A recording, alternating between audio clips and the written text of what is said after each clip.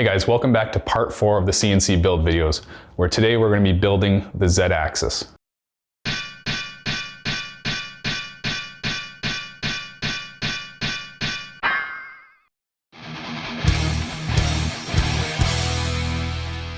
I begin building the Z-axis by ripping down 4 pieces of material. One will be the piece that slides up and down, 2 will be thickeners for the bearings to go against, and 1 is the back piece for everything to mount to. The 2 side pieces that act as thickeners for the bearings get glued down, tacked in place with some nails, and then screwed down to act as a clamp while the glue sets up.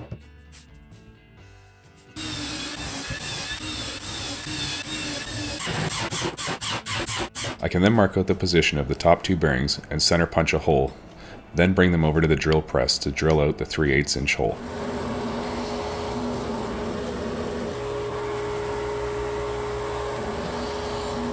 In order to get the position for the lower bearings, I simply bring it over to the gantry top, slide on the top, and set a loose bearing on the bottom to trace the circle. I can then drill out that hole at the drill press. After checking the fit on the bearings, I can then remove them, lay my piece on the table, and start assembling the linear guides for movement up and down. The Z-axis is comprised of 2 linear guides and an Acme thread in the middle with 2 pillow blocks on the end. This all came as a set for under $50. It also came with 2 couplers, of which I only need 1.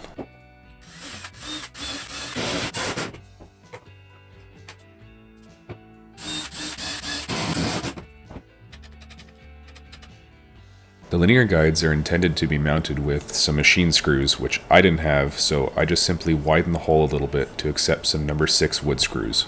In order to make lining up all the guides easier, I'm going to cut a scrap piece of hardboard and hot glue it down to the bearings, making sure everything is aligned.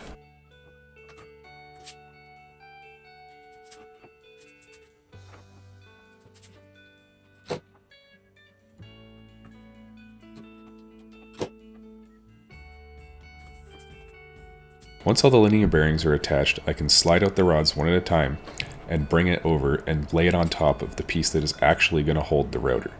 This is hot glued in place temporarily while I drill all the holes through the linear guides and attach some number 6 wood screws.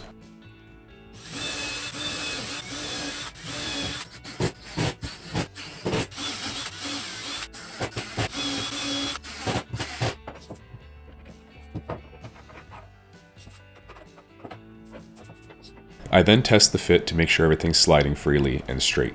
I can then work on cutting a scrap piece of wood to use as to hold the nut that slides up and down the Acme thread.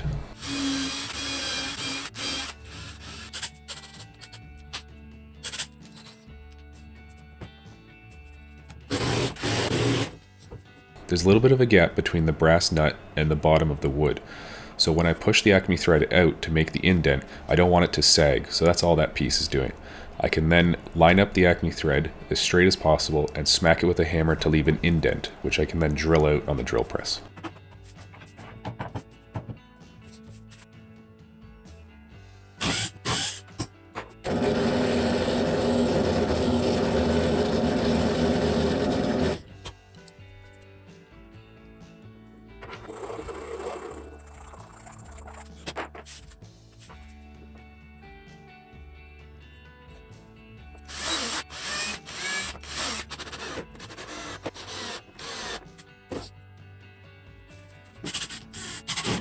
With the Acme thread nut now installed, I can do final assembly and tighten up everything once it's looking good and working properly.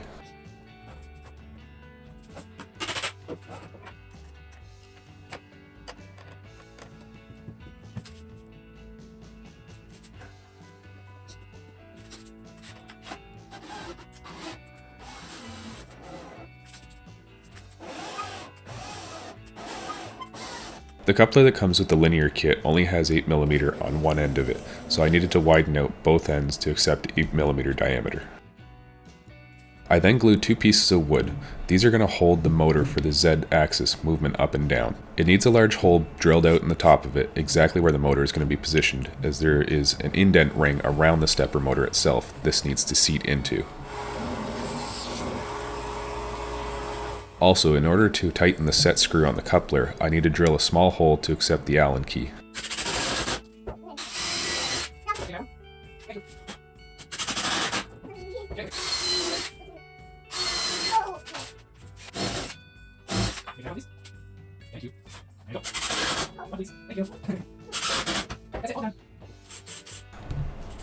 Now that my helper has helped me install the top piece, I can use a self-centering bit to find the holes and install the motor permanently. I don't show it here directly, but the coupler is installed there connecting the Acme thread to the motor, and using the hole from earlier, I drive in both set screws. I then start laying out the piece that's going to be holding the router in place, and using my god-awful $5 hole saw kit, I burn my way through 2 holes.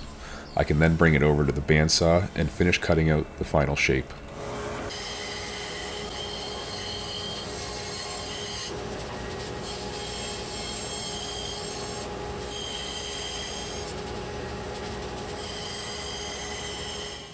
A slot is then cut in the end to create a spring effect, and a hole drilled in the side which will accept a screw later to clamp down on the router and keep it in place.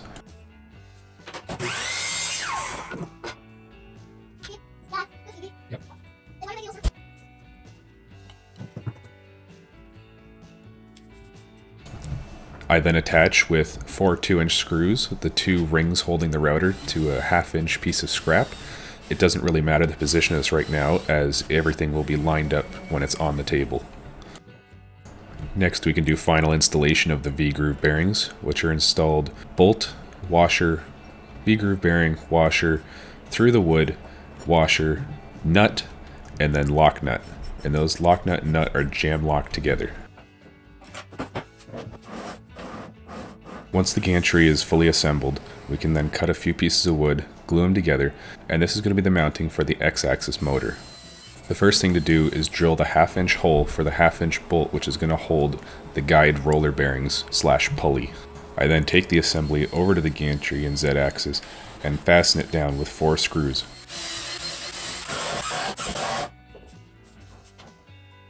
I can then remove that assembly in order to drill a 1-inch Forstner bit for clearance for the nut on the back.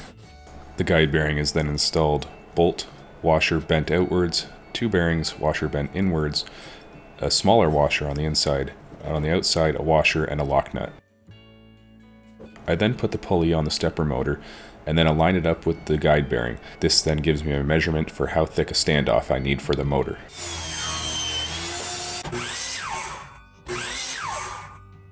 The motor has a raised circular part, so I sand off one edge on both the standoffs.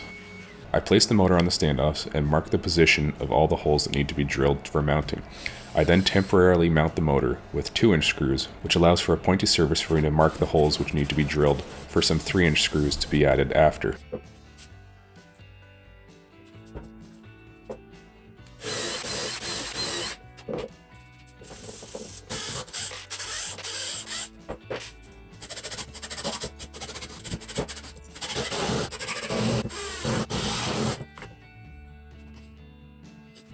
Using the mounting holes from earlier, I reinstall the screws back into the assembly.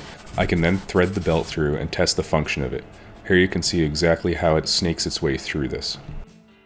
Using a scrap piece of plywood, I set the router at the right position. I then drive 1 screw in. From here I can use a square to check the bit and make sure it's totally perpendicular to the table. I then drive in the other 3 screws. I then drill a series of holes to open up a slot for the belt to slip through the side. On the other side of the gantry, the belt simply wraps over the top and is fastened down.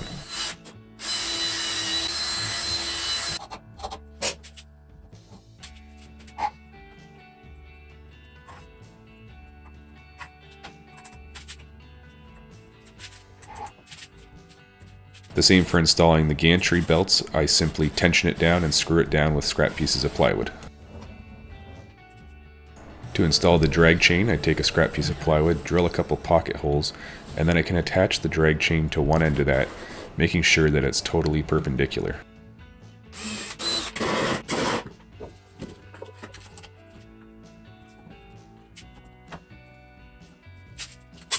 One end of the drag chain is attached to the Z-axis, the other end is attached to the top of the gantry and doesn't move.